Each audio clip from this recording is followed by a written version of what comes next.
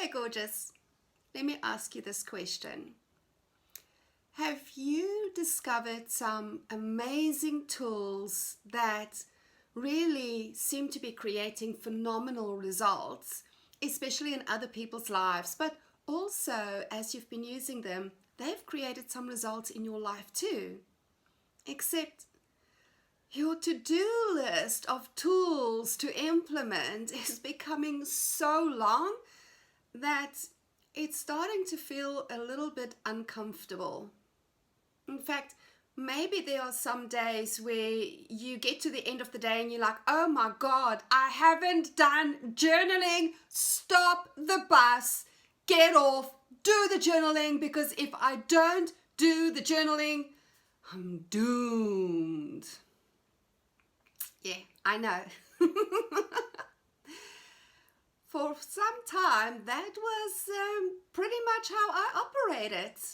In fact, it's really easy to get caught up in this trap in the personal development world, where from a really good space, people are sharing what's working for them, and with so much conviction and certainty that you start thinking if you don't do what everybody else is doing, you're not going to ever get to a space of deep satisfaction in your life.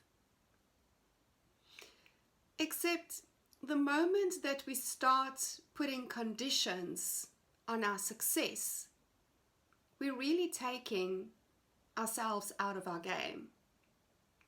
We are disallowing for the fullness of us to come to the forefront and just play in what has already been created.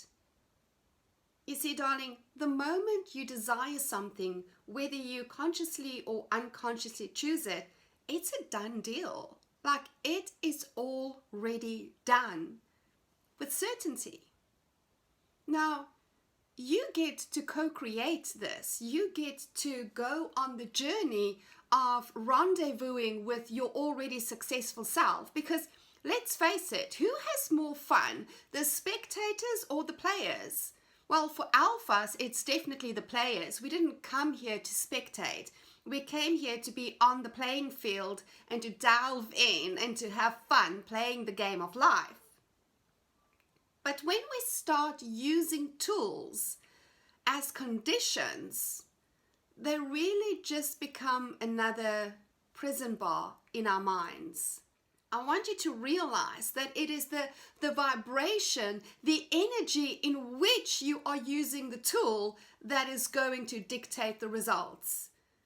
Have you even taken the time to define what success is for you and what that would look like in your life?